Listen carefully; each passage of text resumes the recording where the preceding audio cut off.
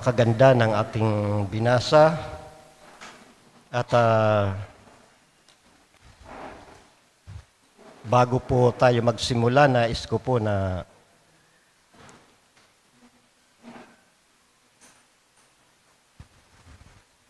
simulan ito na kung saan nung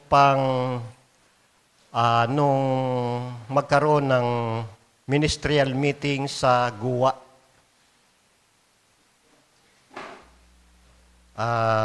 Kasama po ako na pumunta roon at napakaganda ng mga napag-usapan at excited po ako na makinig. Kaya nga lang, ang nangyari sa akin, ako po ay nahilo. Nakakahiya man ito dahil doon na lang ako sa isang sulok. Napakasakit talaga, kulang na lang yung ako ay wala ng malay. Napakaganda ng kanilang pag-uusapan. Ito'y patungkol sa home church at sa ministry, sa mga kaloob, sa tithe, at iba pa. Napakarami, napakaganda. At sa pamamagitan ng mga ministry sa paglilingkod. At alam naman natin na kung saan yung mga naipatupad sa atin ay maraming naging conflict doon. Kaya nung magpahayag na ang ating Pastor Ryan, napakaganda ng kanyang ibinahagi. Sabi nga niya, yung ipapaliwanag niya sa loob ng 2 oras, ginawa niya lang ito siguro mga 30 minutes, tuloy-tuloy, at nakikita ko sa kanya yung, nasa kanya yung kaloob. Kaya nga lang, nung ibahagi niya na ang patungkol sa fivefold ministry at hanggang sa mga kaloob sa tithes, maraming hindi sumang-ayon. Marahil, sumang-ayon sila, kaya nga lang, ito ay hindi na pagkaisahan. Kaya, nung kami ay pauwi na, ito pa rin ang aming pinag-uusapan. Pinag-uusapan nila. Sapagkat ako'y doon lamang ako sa likod. Masakit pa talaga yung ulo ko. Ako'y nahihilo. Ang sabi ko sa akin, ano kaya ang mangyayari?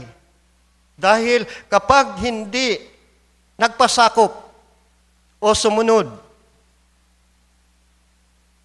hindi kayo in time o message in the hour. Alam naman natin na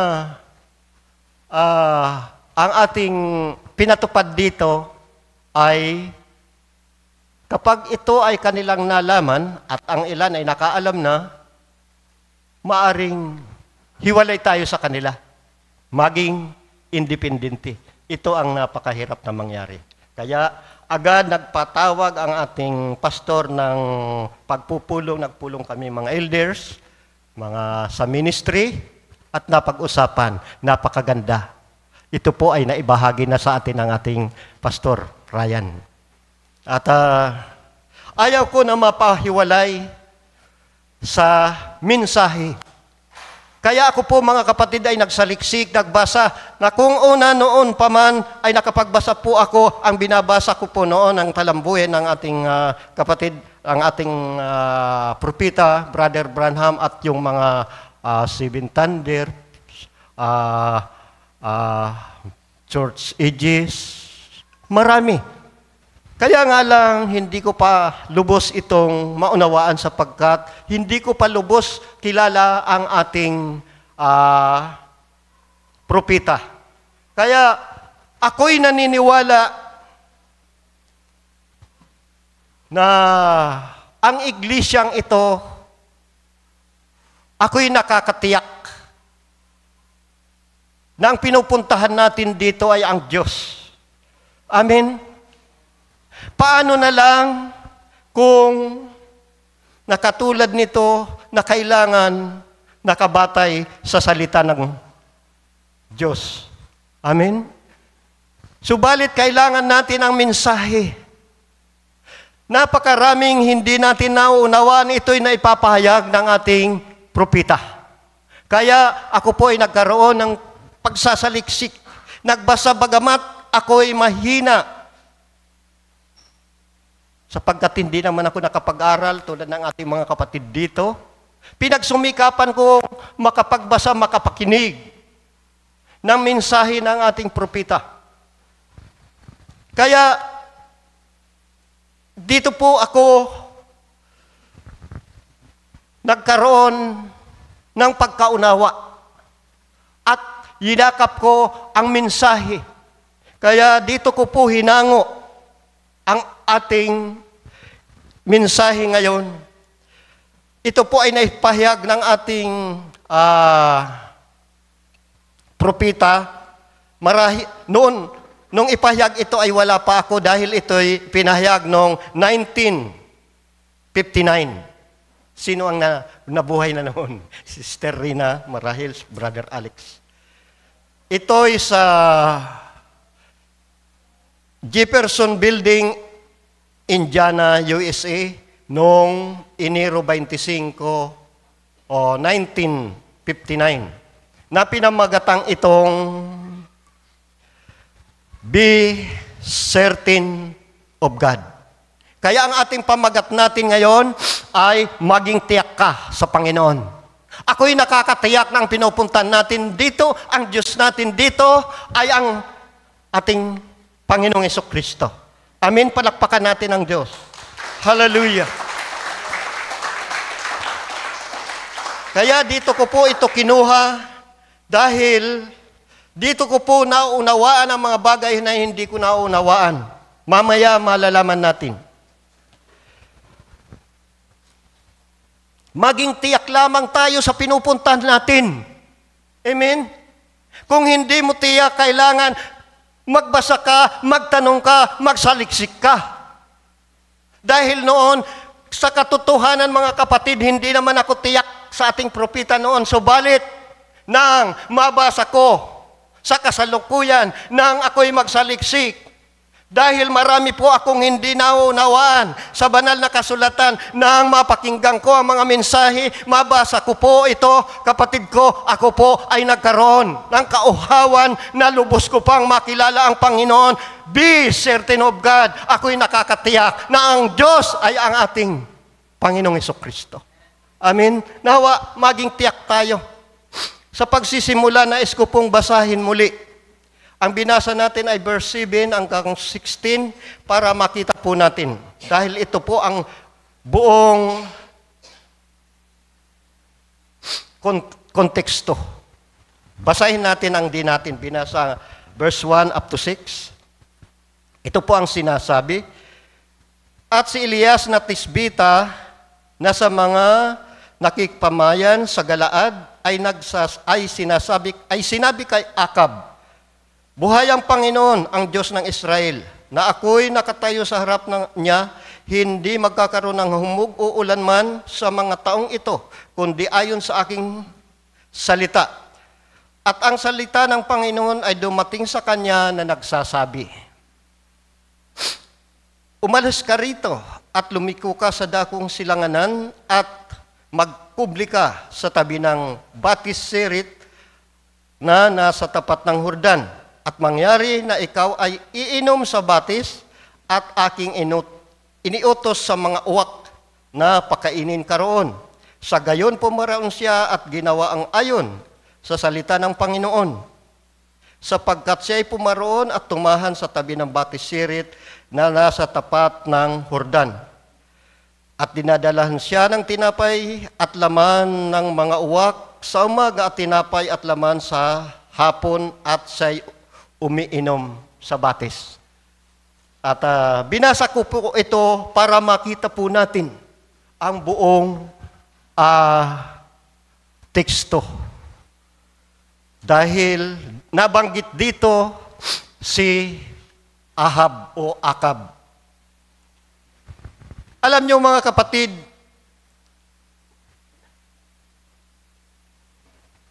marahil ay hindi natin kilala ang haring ito, si Haring Akab. Si Ahab ay naghari sa Israel. Siya ang pinakamasamang hari sa kasaysayan.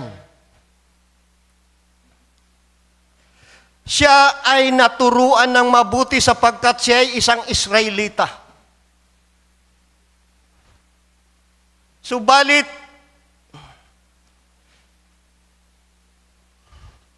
siya ay nakapag-asawa ng isang hintil na hindi mananampalataya. Ang hintil na ito ay sumasamba sa Diyos-Diyusan. Walang iba kundi si Jezebel.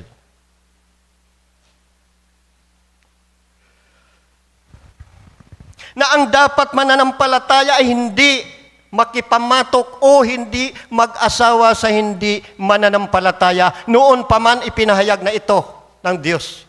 Noong palayain ng Diyos ang bayang Israel sa pagkaalipin ng Ehipto at dinala siya sa lupang pangako. Ang utos ng Diyos, ang sabi ng Diyos, huwag kayong mag-aasawa, huwag kayong makikipamayan sa mga babae na hindi ninyo kalahi, sapagkat ito ang magiging tinik ng inyong lalamunan. Ano ang nangyari? Ang mga hari, ang mga marami, ang mga saserdote ay nabaling sa pagsamba sa Diyos-Diyosan.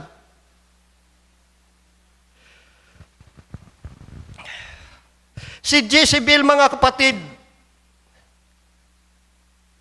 hindi natin ito maitatanggi. Napakagandang babae.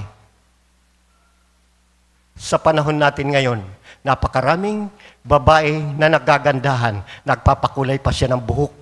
Noon pa pala ay mayroon ng ganun.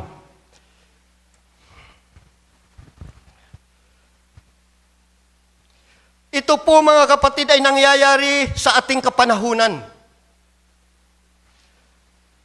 At ito ay dinala sa ating bansa na sumamba sa mga Diyos-Diyosan, ang mga saserdote o ang mga nagsisipamuno ng relihiyon ay nadidiktahan ng marami.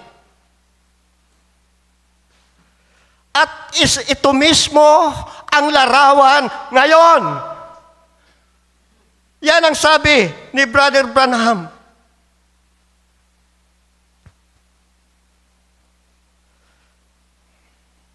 Nahulog tayo ng dikta ng nakakarami na ang mga saserdote, mga pari, maging sa mga pastor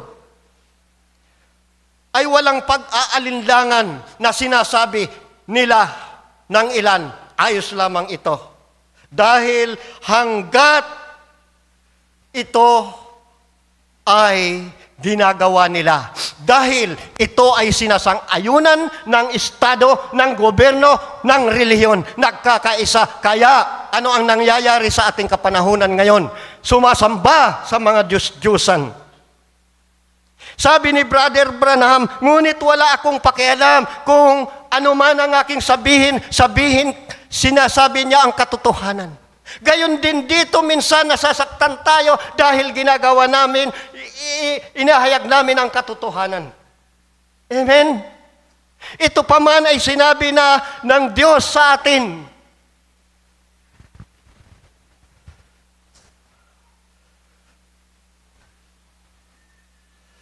Ano ang sabi ng Diyos? Revelation 18:4. Magsilabas kayo sa kanyang bayan ko upang hindi kayo mangaramay sa salot, sa parusa na kanilang tatanggapin. Ito rin ang sinisigaw. Magsilabas tayo.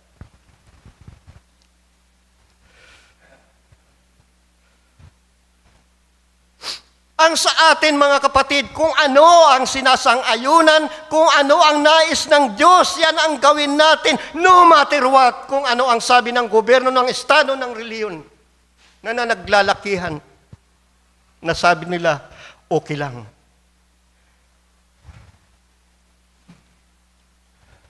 Ang nangyayari noon, ito rin ang nangyayari sa ating kasalukuyan. Maaring hindi natin ito pinapalagay na tayo sumasamba sa mga Diyos-Diyosan noon.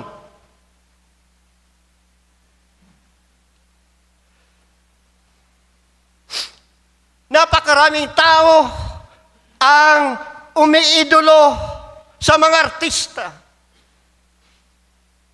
bilang mga idolo. Nagpapayaman, nais na magkamal ng salapi bilang idolo o Diyos-Diyosan. Maging yung mga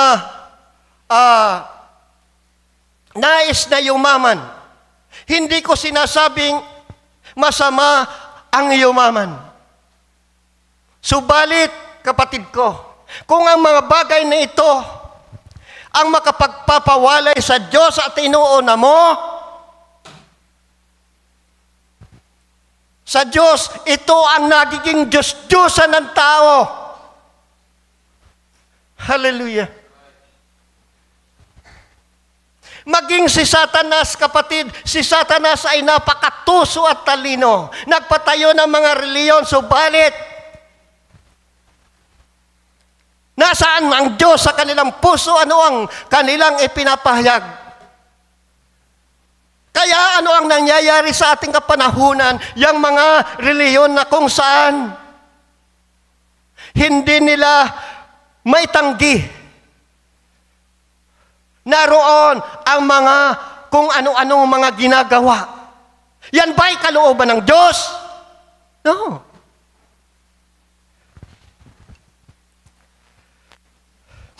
Maaring napakalaking iglesia, mga nasa gusali, nagpatayo ng mga tabernakulo, mga simbahan. Walang masama yun. Subalit, huwag mong hayaan na ang Diyos ay mawala sa ating mga puso. Dapat unahin mo ang Diyos sa iyong puso. Dapat malaman mo kung ano ang napapakinggan mo. Kailangan ang Panginoon ay laging una sa ating mga puso.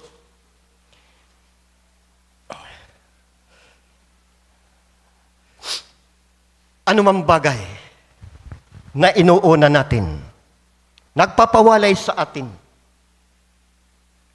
kaysa Diyos. Kapatid, ito ay ang naging Diyos-Diyosan ng mga tao.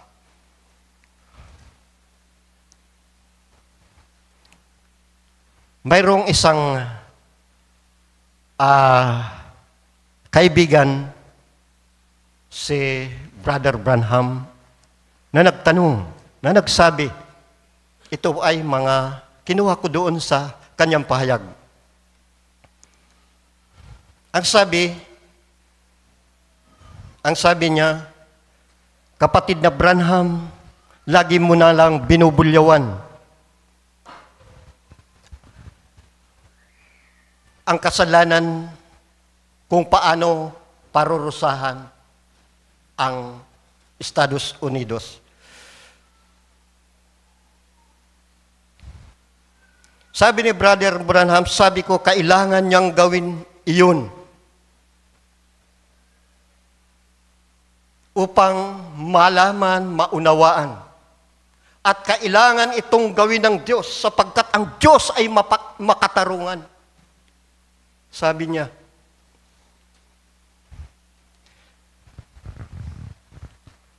sabi ng kanyang kaibigan, sabi niya, pero kapatid, nakakalimutan mo na ang bansang ito ay nakatatag sa ibabaw ng kasulatan. Dumating dito ang ating mga ninuno at ipinagkaloob sa atin ang bansang ito na isang bansang relyoso. Sabi ng ating kapatid, totoo yan.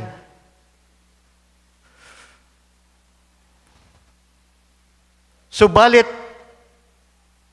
mahal na mahal ko ang ating mga ninuno. Alam ko kung paano na itatag ang estadong ito. Subalit kapatid, tingnan mo, pinili ng Diyos ang bansang Israel. Subalit hindi inayaan ng Diyos ang kanilang mga masamang ginagawa. Kaya ano ang nangyari? Sila ay nagkanya-kanya nagkawatak-watak.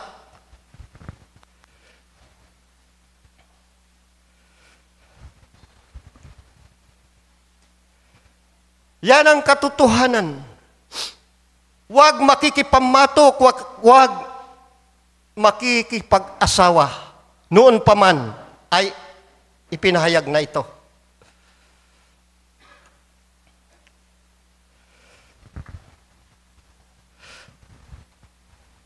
Hindi matagalan ng Diyos ang kasalanan. Ipinapaani ng Diyos kung ano ang ating itinanim. Sapagkat ang Diyos ay makatarungan. Ang Diyos ay walang kinikilingan tao. Kung ano ang itinanim ng tao, yan ang kanyang aanihin. Hindi lang sa nakasandig tayo sa ating mga magulang na religyoso, dahil lamang sa sila, kung ano pa man ito, tayo ligtas na. Hindi mga kapatid ko, kay Kristo ang kaligtasan ay individual, ikaw at ako, kailangan ay lumapit sa Diyos. Kilanlin ang Diyos. Dapat tiyak ka, be certain of God. Salvation is individual. Hindi sa iglesia, hindi sa ano pa man bagay na reliyon na ito. Kung ano pa man. Ang mahalaga, ang Diyos ang inuuna. Maging tiyak ka.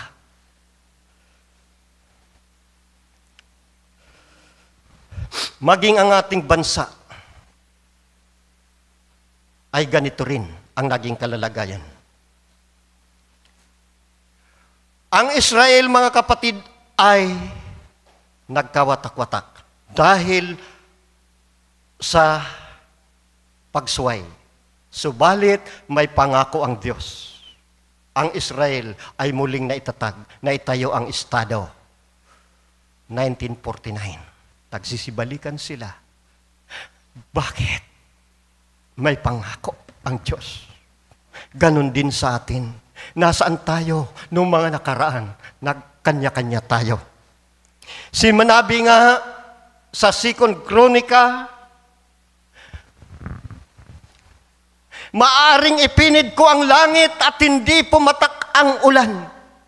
Chronicle chapter 7 verse 13 to 14. Maaaring magpadala ako ng mga balang upang salantain ang lupain ito. Ngunit sa sandaling ang bayan na ito na pinili ay kilanlin ang aking pangalan, magpakumbaba, manalangin, diringgong ko sila at ibabalik ko sa kanilang lupain na ang kasaganaan at ang katiwasayan. Yan po ang nangyayari sa atin ngayon. Nagkaroon ka ba ng kasaganaan, ng katiwasayan? Maging ang Israel, kapatid.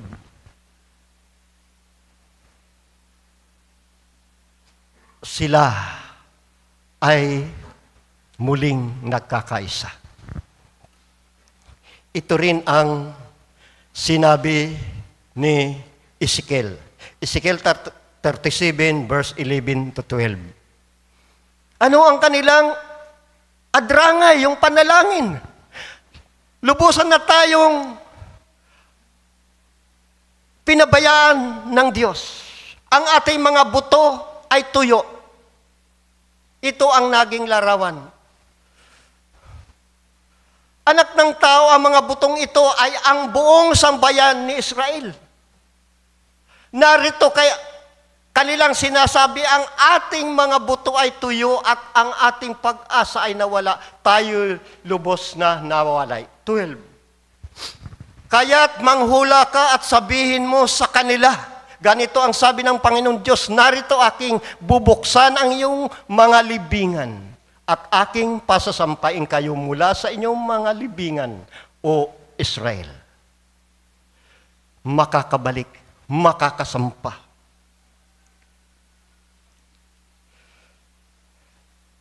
Yan ang kasalukuyan. Ang mga material na mga bagay ay hindi laging sa kalooban ng Diyos. Dahil lang ba sila ay marangya, mayaman, sila ay pinagpapala. Yes, di natin maitatanggihan. Subalit, hindi lahat ay kalooban ng Diyos. Ang Diyos ay nagpapaulan sa matuwid at hindi matuwid. Amen? Maging sa espiritual, kapatid, dapat malaman natin ito. Huwag tayong tumingin doon. Ang mahalaga, tingnan natin ang ating mga pananampalataya, ang ating puso. Kailangan ang Diyos ay nasa ating mga puso. Kailangan masunod natin kung ano ang kalooban ng Diyos. Maging sa espiritual, higit pa mga kapatid, sapagkat sinabi sa Mateo 7:21-23, ano ang sinasabi? Sila ay papasok sa karya ng langit, sa karya ng Diyos.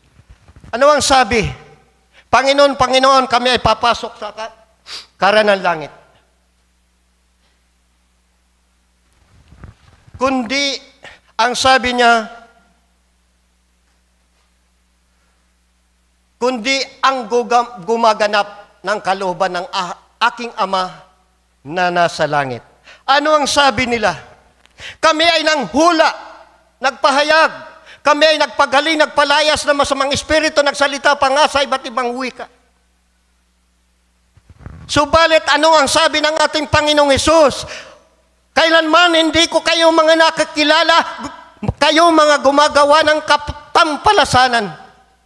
Ito po mga kapatid, ang napakasaklap na mangyari na inaasahan mo na ikaw ay ligtas, subalit itinanggi ka.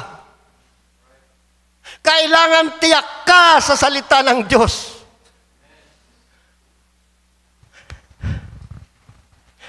Lumayo kayo sa akin, mapaggawa ng katampalasanan. Ano ang katampalasanan, kapatid ko, kay Kristo? Ang mga bagay na alam mo. Alam mo ang kalooban ng Diyos, subalit hindi mo ginagawa, tampalasan. Yan ang sabi ng ating Panginoong Hesus. Kaya hindi lahat masasabi natin, yes, mga mayayaman, okay yun. Subalit, kung wala sa kanilang Diyos,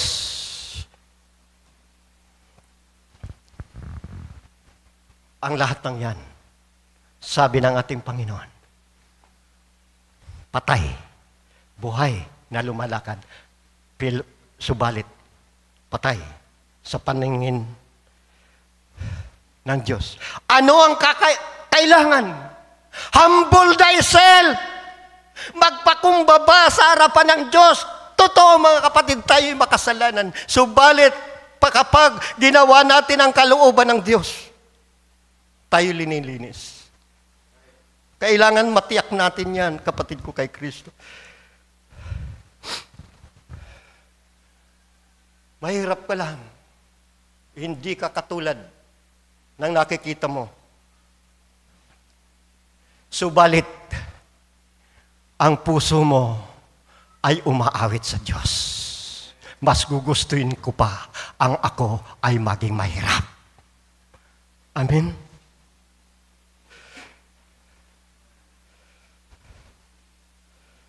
Kaysa makamtan ko ang sanlibutan. Kaya hindi natin masasabing pagpapala yung mga bagay na ang tunay na pagpapala ay tanggapin kung ano ang kalooban ng Diyos. Maging tiyak ka. Sinasabi nila, ay, kapag inanyayaan mo, ay wala akong oras dyan. Bakit? Abala sa pagpapayaman, sa pagtatrabaho. Mayroon akong lakad. Mayroon akong kung ano-ano. Malakyang kita. Kung ano pang mga bagay na idinadahilan. Kapatid, sama ka sa amin. Magsimba. Ay, wala akong panahon dyan kasi panahon ko sa aking mga anak, kailangan kong maglaba, kailangan kong mamalansa, kailangan kong magluto. Wala akong oras dyan, wala akong oras sa Panginoon. Walang oras sa Panginoon.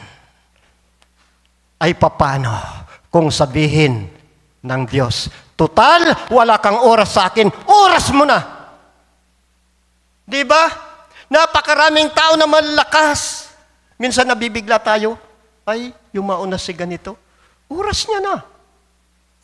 Bakit? Walang oras sa Panginoon. Kailangan natin, kapatid, bigyan natin ng time ng oras ang ating Panginoon sa ating puso. Amen?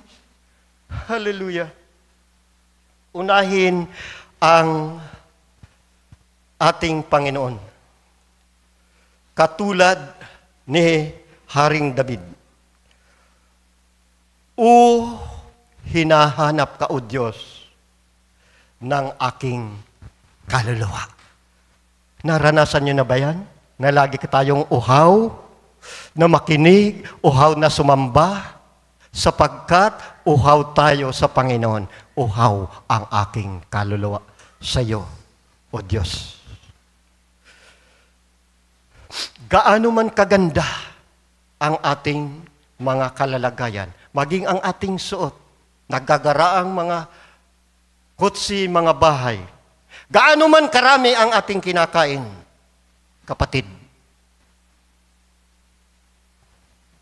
hindi natin madadala yan sa presensya ng Diyos. Amen? Kailangan ang kaluluwa natin ang mapabanal muna sa presensya ng Diyos. Sabi nga sa Ecclesiastes chapter 12, verse 7, tanang laman ay mauuwi sa lupa. Ngunit ang kaluluwa ay at ang alabok ay uuwi sa lupa gaya nung una. At ang diwa ay babalik sa Diyos na nagbigay sa Kanya. Ang napakahalaga ay ang ating kaluluwa. Ito po ay babalik sa Diyos. Yung mga material bagay yan, kapatid, kailangan natin yan, subalit hindi yan makapagdadala sa atin. Hanggang lupa lamang yan. Sikapin natin na ang ating kaluluwa ay maging uhaw sa salita ng Diyos. Kapag uhaw tayo sa salita ng Diyos, susundin natin ang kalooban ng Diyos. Gagawin natin kung ano ang nais ng Diyos sa atin. Amen. Palakpakan natin ang Panginoon.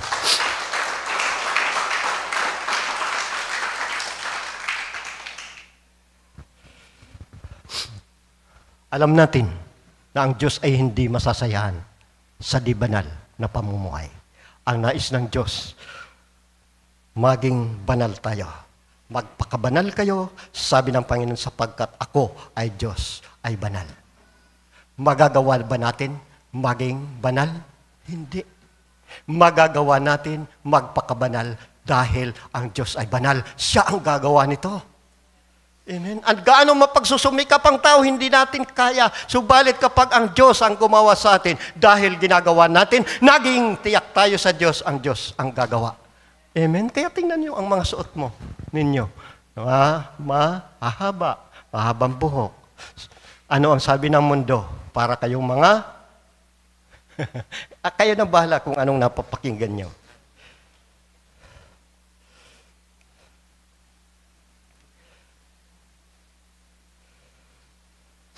Ganun ang nais ng Diyos. Ang ating bansa, mga kapatid, ay punong-puno ng imoralidad. Mga nabubulok na sistema. Maging yung mga sa nakikita natin, yung mga saserdote, mga pari, maging pastor.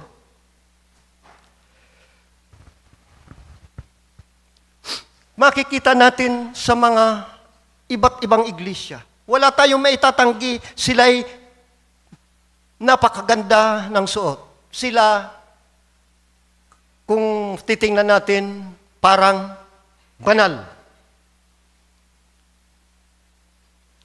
Nagiging banal ang tao. Nagpapakabanal hanggat sa ang ating puso ay nag-aapoy sa presensya ng Diyos. Yan lamang ang kailangan. Katulad ng inalimbawa sa banal na kasulatan, ang usa ay humihingal sa paghahanap ng batis. Sa mga awit, tingnan natin, sister. Awit, Kabanata 42, talata 1 hanggang 2. Sana ganun tayo. Nararanasan ba natin ang tayo ay mauhaw? Psalm chapter 42, verse 1 up to 2. Kung paanong hinihingal ang usap pagkauhaw sa tubig na mga batis, gayon din hinihingal ang aking kaluluwa sa pagkasabik sa iyo, Diyos. Kinahuhawan ang ng aking kaluluwa ang Diyos, ang buhay na Diyos. Kailan ako paparito at haharap sa Diyos? Haharap tayo sa Diyos. Kailangan tayo ay mauhaw muna sa Diyos. Amen. Palakpakan natin ang Diyos. Hallelujah.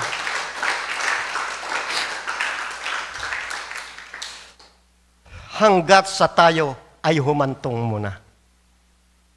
Marahil, kapatid, alam ko na naranasan nyo na ang mga bagay na ito.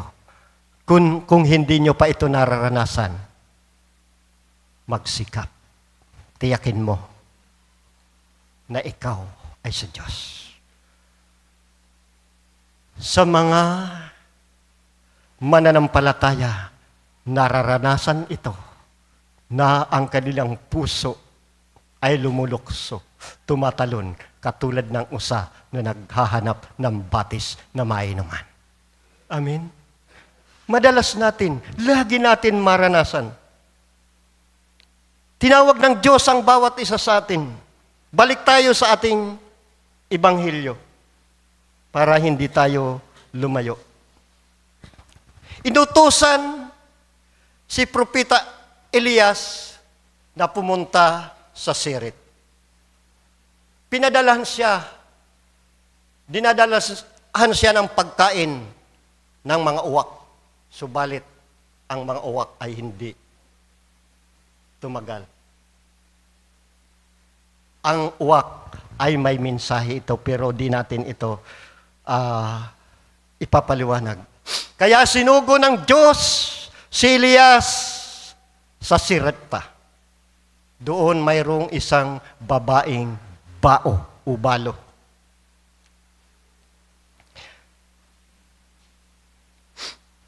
Ito po ay isang hintil. Isang hintil na babae na pinili ng Diyos upang magpakain sa propita. Pinili tayo ng Diyos, kapatid ko, kay Kristo. Tayo'y mga hintil. Katulad ng isang babae, kailangan tayo'y maniwala sa isang propita. Ang sabi sa ating binasa,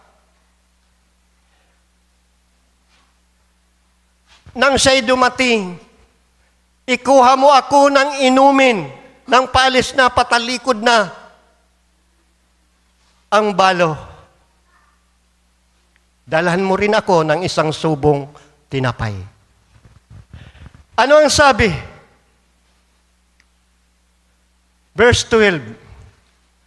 At kanyang sinabi, ang Panginoon mong Diyos ay buhay, ako'y wala kahit munting tinapay, kundi isang dakot na harina ng gusi at kaunting langis sa bangan. At narito ako'y namumulot ng 2 patpat upang ako'y pumasok at ihanda sa akin at sa aking anak upang aming makain bago kami mamatay. Sabi ni Elias, gawin mo. Sapagkat ito ang sinasabi ng Diyos, hindi mauubusan ng langis at arina ang sisidlan at ang gusi.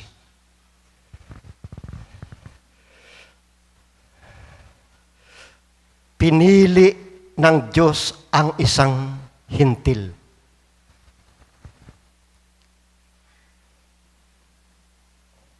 Alam natin ang kalagayan ng babaeng ito. Hirap. Wala nang langis sa bangan. Wala nang arena. Subalit, dumating ang propeta ng Diyos sa kanya. Nang sundin niya ito, hindi siya pinagkulang. Hirap man tayo sa buhay na ito, kapatid, kung nasa atin ang salita ng Diyos na ipinahayag ng propeta, hirap man tayo, kapatid, hindi tayo nagkukulang sa presensya ng Diyos. Ang Diyos ang ating nasa puso. Kailangan mapabanal mo na ang ating mga puso, maging tiyak ka sa Diyos. Hallelujah. Alam niyo mga kapatid, kapag naipahayag natin sa ating Diyos kung ano ang hinihingi sa atin, alam ko po tayo ay makasalanan. Subalit na ikumpisal na natin sa ating Panginoon. Sapagkat yan ang nais ng Diyos. Nang maunawaan, makilala natin ang Diyos, ang una natin ginawa, ang sa Kanya'y lumapit. Sa paglapit sa Diyos, naroon ang ating pagsisisi. Ginagawa natin ito. Matapos natin magawa ang kalooban ng Diyos, tila ba nananahimik ang Diyos na parang walang ginagawa. Dahil dyan, maging tiyak ka. Bakit? Dahil sinusubukan ng Diyos ang iyong pananampalataya kung ano ang susunod na hakbang na iyong gagawin. Maging tiyak lamang tayo sa salita ng Diyos.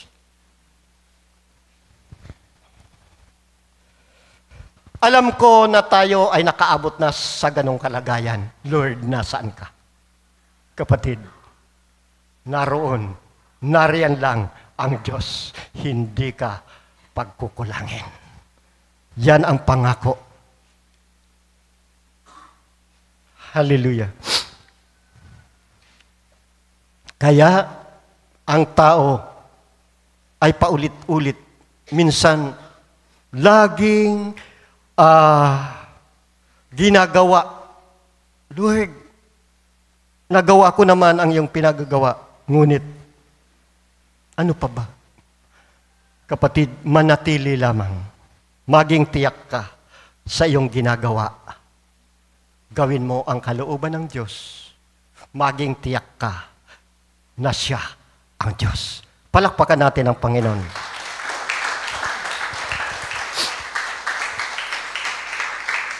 Ako po ay nakarating na sa ganon. Ginawa ko naman ang ipinapagawa ng Diyos. Nangumpisal, nagsisi, at kung ano pa, subalit parang walang response.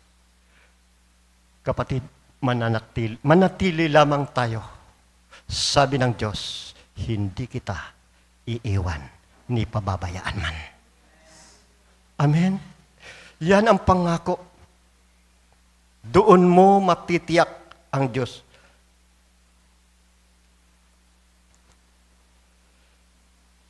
Kaya nga, ang ating teksto, maging tiyak ka. Sapagkat siya ang gagantimpala sa lahat ng naghahanap sa Kanya. Silang nagtitiwala sa Panginoon ay magbabagong lakas. Hindi napapagod. Isaiah 40 verse 31. Silang naghihintay sa Panginoon. Basahin natin kung makita kagad ni Sister. Dapat ganun tayo.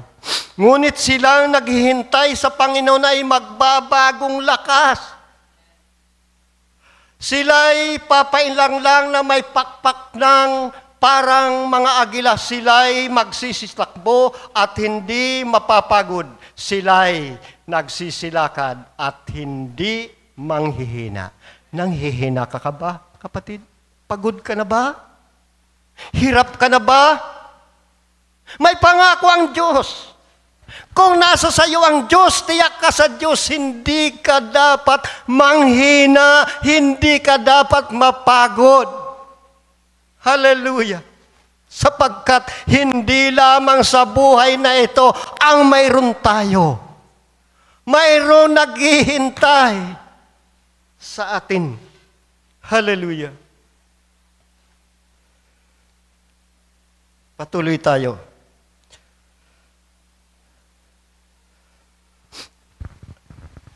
Tayo'y sinusubok lamang ng ating Panginoon kung gaano ang ating pananampalataya. Datapwat kapatid, kung alam mo, kilala mo siya, nagiging tek ka sa Kanya na siya ay siya ang ating Jehovah Rapha. Siya ang ating Jehovah Jireh, Yahweh Shalom, Jehovah Ruwe. Kapatid, di ka manghihina.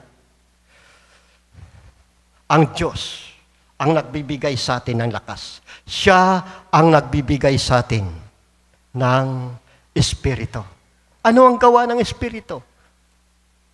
Aliwin ka, mamagitan sa iyo. Ang Diyos ay tapat sa Kanyang mga pangako. Tapat siya sa Kanyang salita. Maging tiyak ka lamang. Huwag kang mag-aalindangan sa Kanya. Katulad ito, mga kapatid ko, kay Kristo ng 3 Hebreo.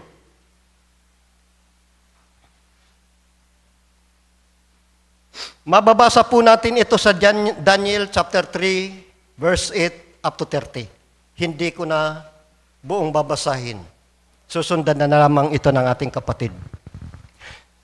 Sina Sadrak, Misak at Abednego, sila ay bihag ng kaharian ni Nabucodonosor. Nagkaroon ng decree ang hari na ang sino man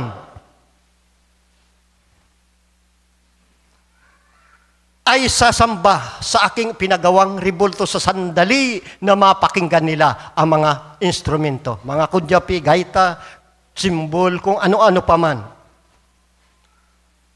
na kailangan magpatirapa.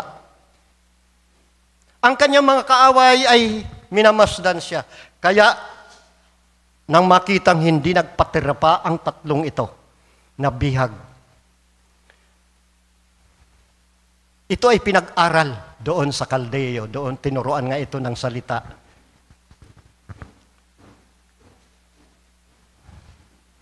Ang sabi ng mga nagsumbong sa kanya, di ba, mahal na hari, nag-utos kayo na sa bawat lahi, bayan at wika, kapag nakrinig ang mga tugtugin, ay magpapatirapa sa iyong pinagawang ribulto. Sabi ng hari, oo.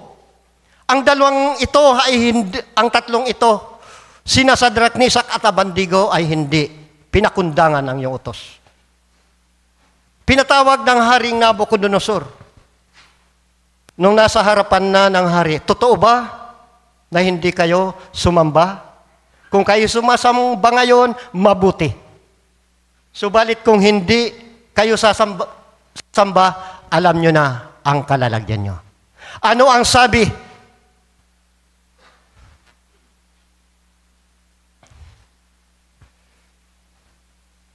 Verse 15, tingnan natin. Kung kayo'y nga'y magsisanda sa panahong iyong narinig ang mga tunog verse 16, para madali tayo. Sina Sadrak at si Abednego ay nagsisagot at nagsabi, O Haring Nabucodonosor, kami ay walang kailangan may sagot sa inyo sa mga bagay na ito. Gawin mo kung ano ang gusto mo. Biro mo, hari ang kausap. Ano ang sabi ng tatlong ito, mga kapatid? Kilala nila na ang Diyos ng Israel, siya lamang ang Diyos na dapat sambahin, luhuran. Ang sabi nila, mayroon kaming Diyos na dapat sambahin at luhuran. Ililigtas niya kami.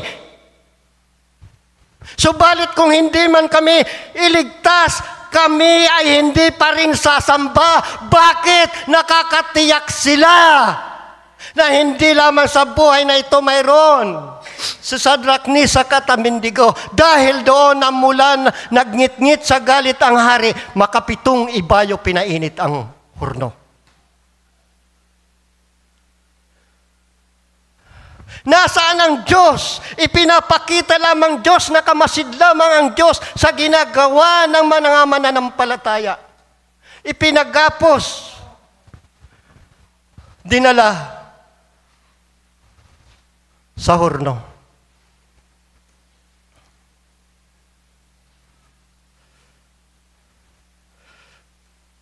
Nang malapit na sa hurno, sinugba. Namatay ang nagdala sa kanila. Subalit, ano ang nangyari sa tatlo? Nakita ni Nabucodonosor ng hari. Di ba ang ilinagay nyo sa horno tatlo? Bakit apat? Ang nakikita ko ay tila anak ng tao. Siya ang Diyos! Nakasama sinamahan sina Sadrak, Misak at Abednego. Hinayaan ng Diyos na makpakita sa kanila kung gaano sila naniniwala. Dahil doon, mga kapatid ko, kay Kristo, ang sabi ni Nabucodonosor, ang sinuman na magsalita laban sa Diyos nila ay pagpuputol-putulin. Amen. Dahil doon pinakita ng Diyos. Nung sila'y ginagapos, nagmamasid lang ang Diyos sapagkat ang Diyos ay may gagawin na higit pa roon. Hallelujah. Nang ikaw ay manalangin, hirap ka. Nais mo ito, gusto ko ito. Nasaan ang Diyos? Ang Diyos ay mayroong gagawing himala sa'yo. Hindi kanya iiwan ni pababayaan. Hallelujah. Si Job, mga kapatid. Mababasa po natin si Job. Ikikwento ko na lang dahil alam nyo na ito. Si Job, nang dumating si Satanas kay Yahweh, sa ating Diyos, nakita mo ba ang lingkod kong si Job, wala siyang katulad? Ano ang sagot ni Satanas? Ay, wala siyang katulad, siya ay sumasamba sa iyo. Bakit? Binakuran mo ng pagpapala. Subukan mong alisin ang mga bagay na yan. Sige, alisin mo sa kanya. Inalis sa kanya ang kayamanan. Bumalik uli. Nakita mo ba? Wala siyang katulad. Subalit alisin sa kanya, sabi ni Satanas, alisin sa kanya ang lahat ng tinatangkilik, maging ang kanilang mga mahal sa buhay. Gawin mo sa kanya. Ginawa 3 bisis. Gawin mo sa kanya ang lahat. Huwag mo lamang siyang papatayin. Huwag mo siyang papatayan. Ano ang nangyari? Pinaghirap. Sugat-sugat mula bunbunan hanggang talampakan. Subalit, si Job ay tapat. Bakit? Nakakatiyak siya sa kanyang Diyos. Tiyak ka ba sa Diyos natin pinaglilingkuran? Amen? Hallelujah. Ano ang nangyari? Bumisita ang kanyang kaibigan na sa ibang denominasyon. Job, makasalanan ka. Dahil pinaparusahan ng Diyos ang mga kasalanan. Alam ni Job na siya ay naging malinis na bakit ginawa niya na ang kalooban ng Diyos. Paano ito ginawa? Sa sandaling nagkakasala, kumukuha siya ayon sa batas. Kapag nagkakaroon ng pagsasalo-salo ang kanyang mga anak, inaanyayaan nila ang kanilang mga kapatid na babae, sila'y nagsasalo-salo. Kinabukasan, anong ginagawa ni Job? Naghahaalay. Kumukuha ng baka, tupa at sinusunog bilang handog sa pagbabakasakali o pag-aakalang nagkasala ang kanyang mga anak. Kaya ginawa niya ang ayon sa kalooban ng Diyos. Malinis siya sa tingin niya sa kanyang sarili dahil nagawa niya ang kalooban ng Diyos. Dahil ang sabi ng ilan, sabi nung mga kaibigan niya, pinarusahan ka dahil sa kasalanan. Oo, makasalanan siya, subalit lininis na siya ng Diyos. Bakit? Ginawa niya na ang kalooban ng Diyos. Ano naman ang sabi ng kanyang asawa? Job chapter 3, verse 9 and up to 10. Itakwil mo na ang Diyos na yan. Ang iyong Diyos, mananatili ka pa ba?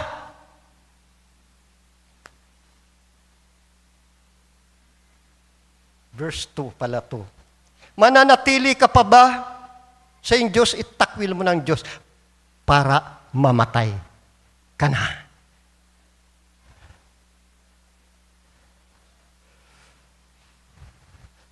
Sinabi ng kanyang asawa sa kanya, mamamalagi ka pa ba sa iyong pagtatapat? Itakwil mo na ang iyong Diyos at mamatay ka na.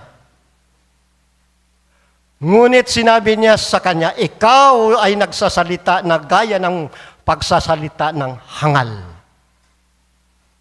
na babae. Ano? Tatanggap ba tayo ng mabuti sa kamay ng Diyos at hindi tayo tatanggap ng masama? Sa lahat ng ito'y hindi nagkasala. Nang labi si Job. Matuwid si Job. Sinusubukan lamang ng Diyos ang ating pananampalataya. Maging tiyak ka, maging tapat ka. Hallelujah. Di natin ito matatapos. Isang kwento na lang, bibilis-bilisan ko na lamang. Si Abraham ay may pangakong anak, si Isaac. Subalit hiningi ng Diyos ni andog si Isaac. Pinapunta niya sa lugar na itinuro ng Diyos sa kanya. Pinapasan kay Isaac ang panggatong. Mababasa po natin sa chapter 22 ng Genesis.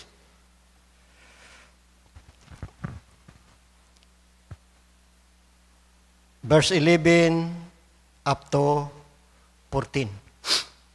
Ipinapasan ni Abraham kay Isaac ang panggatong. Tinawag siya ng pansin ng anak. Ama, nasaan ang iaalay? Ang sabi ni Abraham, ang Diyos ang magbibigay. Nang dumating sila, inayos ni Abraham ang dambana. Nang maayos na, inihiga niya si Isaac bilang handog na hinihingi. Nang sasaksakin niya na si Isaac, may isang tinig nagsabi, Abraham, Abraham, huwag mong sasaktan, huwag mong papatayin ang bata na ipakita mo ng handa kang sumunod. Obedience is better than sacrifice. Pagsunod lamang mga kapatid ko kay Kristo. Bakit ginawa pa ng Diyos ang mahirapan ka, ang magtis ka, ang gumawa ka? Pagdating doon, nung maipakita mo na ang iyong pananampalataya, ang sabi ng Diyos, siya ang magbibigay. Verse 14, Jehovah Jireh, sa bundok na yon mayroong kaloob. At pinangalanan ni Abraham ang dakong yaon ng Jehovah Jireh gaya ng kasabihan.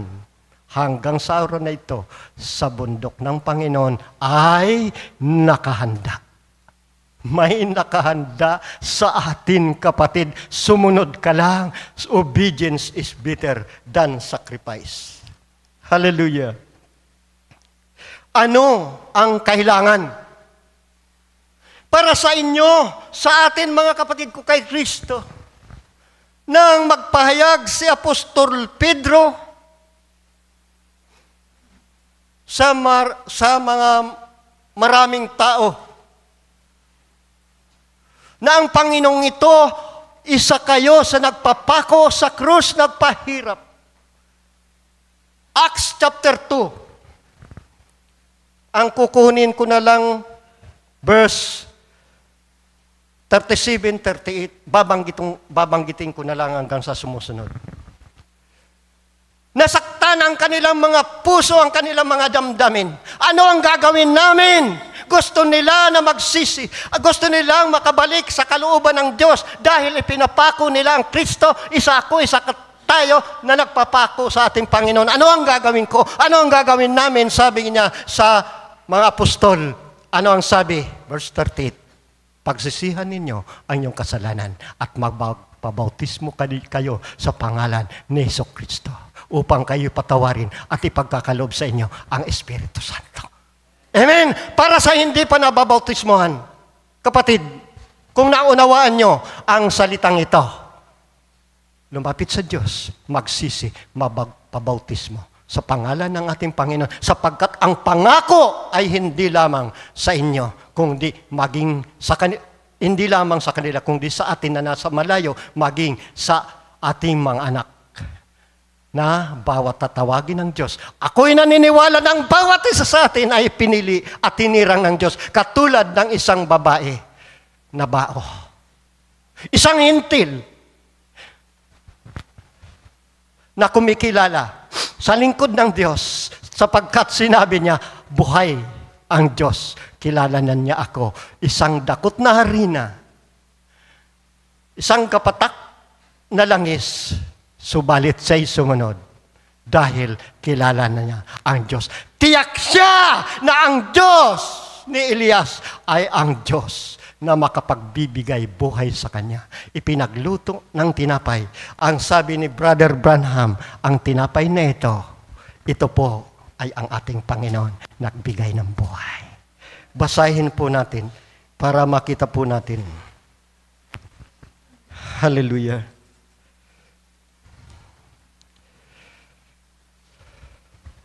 Sa John chapter 6 verse 35. Juan.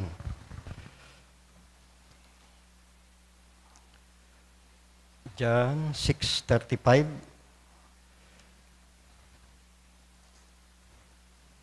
Sa kaya'y sinabi ni Jesus, ako ang tinapay. Isang dakot na harina ng kabuhayan. Ang lumalapit sa akin ay hindi magugutom. At ang sumasampalataya sa akin, kailanman ay hindi na mauuhaw. Saan mauuhaw? Di na mauuhaw sa mga gawa ng makasanlibutan. Wala na tayo sa sanlibutan. Sundan natin sa verse 51. John 6, 51.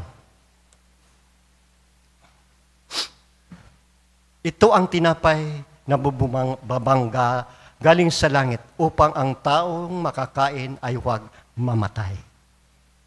Ako ang tinapay ng buhay, ang bumabang galing sa langit. Kung ang sino man kumain ng tinapay na ito, siya'y mabubuhay magpakailanman. Oo, ang tinapay ng aking ibibigay ay ang aking laman sa ikabubuhay ng marami.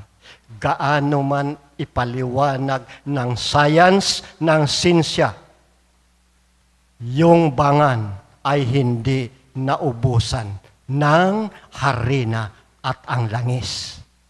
Amen? Sino ang nagbigay? Ako ang tinapay ng buhay. Kaya kapatid ko kay Kristo, kung nahipo kayo sa mga pahayag na ito, kapatid, lumapit na tayo sa ating Panginoon. Ako'y nakakatiyak na ang pinuntahan natin dito, ang Diyos natin dito, ang sinasamba natin, ang Diyos. Siya ang Diyos. Walang iba kundi ang ating Panginoong Hesukristo. Amen. Hallelujah. Tulungan nawa tayo ng ating Panginoon. Hallelujah.